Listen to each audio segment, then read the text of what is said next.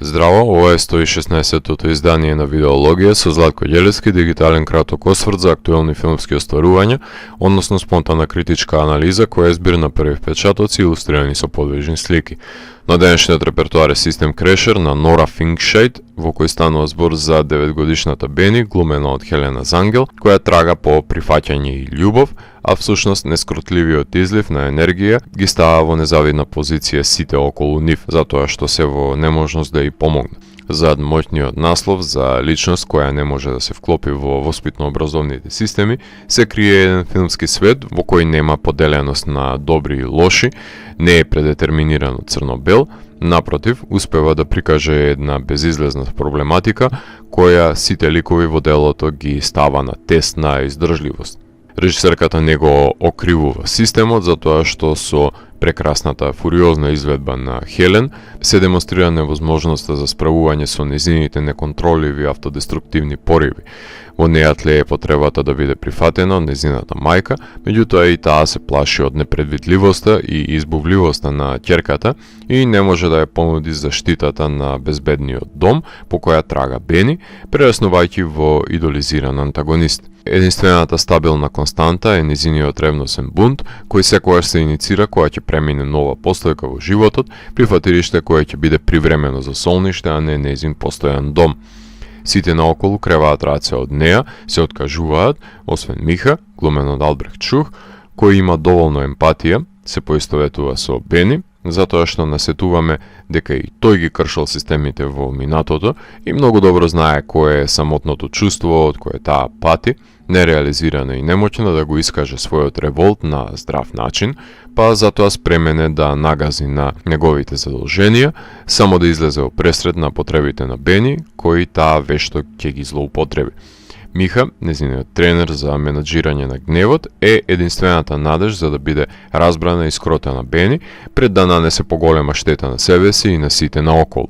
Добронамерна е идејата за изолационата авантура во дивината меѓу воспитувачот и Бени, која го зајакнува зближувањето помеѓу нив, но штом се приврзе Бени, таа станува посесивна и дури по цена на себе повредување не дозволува да биде напуштена.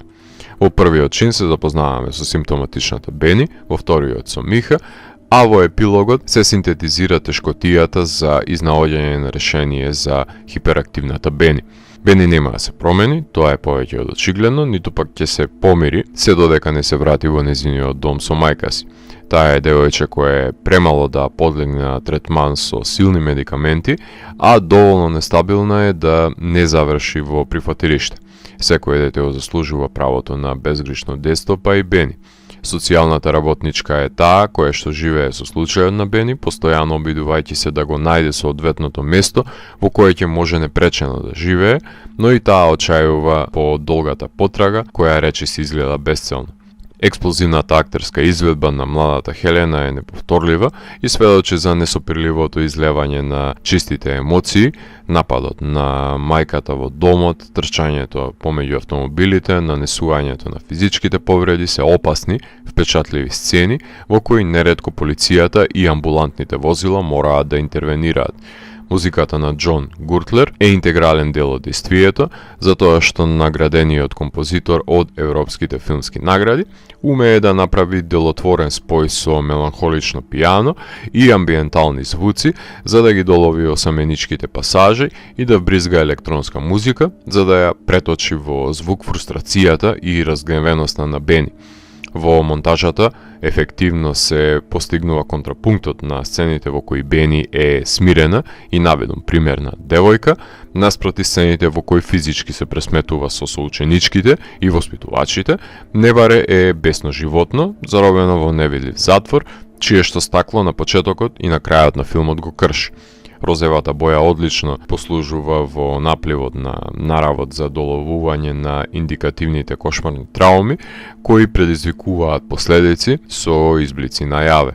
Документаристичката работа на Оне Дизе Велт и Булевард Цент ја подготвија режисерката Нора Фингшейд на натуралистички начин да го долови пламнатиот бунт на Бени со помош на снимањето на рака на соодветниот кинематографер Јунус Рој Имер, кој исто така доаѓа од светот на документарниот филм, Направено е детално истражување на дисфункционалност на системите кои се наменети да ја згрижат Бени. Со потполно зачудувачка филмска зрелост, режисерката му приоѓа на незиното дебитантно долгометражно остварување, иако претходно има соработувано со млади актери во среднометражниот Брудерлайн. Моментално се отворија вратите на Холивуд за неа и таа снима филм за женска затвореничка која по служењето на затворската казна се обидува да се реинтегрира во светот, филм во кој глумат Сандра Булок, Винсент Донофрио и Вајола Дейвис. Филмот се прикажа на Берлинале, кај што ја освои сребрената мечка за наградата Алфред Бауер, како и жири наградата на Берлинер Моргенпост. Играше на филмските фестивали во Шангај, Тајпеј, Трансилванија, Атина, Цирих, Лондон, Гент, Палм Спрингс, Санта Барбара. Беше представник на Германија за интернационален Оскар, но не успеа да влезе во потесниот круг. Филмот отвори горливи теми за третманот на децата кои се наоѓаат во оваа позиција, имајќи го од една страна надзорот на воспитувачите како метод кој не може во целост да биде ефективен, и неприменетиот насилен метод на труење на детето со медикаменти, кои ќе ја постигне целта, но со кои средства. Арбитрарноста постои, но нужна е систематска помош, но за тоа е потребна соодветна инфраструктура, логистика и нанесување на нужна употреба на ригорозна постапка. Лавлес на Зејагинцев е далечно ехо за овој филм, кој ниту ја има неговата длабочина, ниту визуелната супериорност. Систем Крешер на елоквентен начин прикажува една безизлезна ситуација во која се наоѓа избубливо девојче, на кое му се речат солуциите за наоѓање на соодветен дом, растргнато помеѓу љубовта од мајката која не ја добива, приврзувајќи се за негуватели кои креваат раце од неа и нејзините гневења, кои ескалираат до импулсивни спонтани физички пресметки, иницирани од длабоко засадена траума, која го измачува главниот лик, кој им ја вади душата на ликовите во прифатилиштата. Ако морам да го еволуирам, тогаш Систем Крешер од мене има 4 од 5.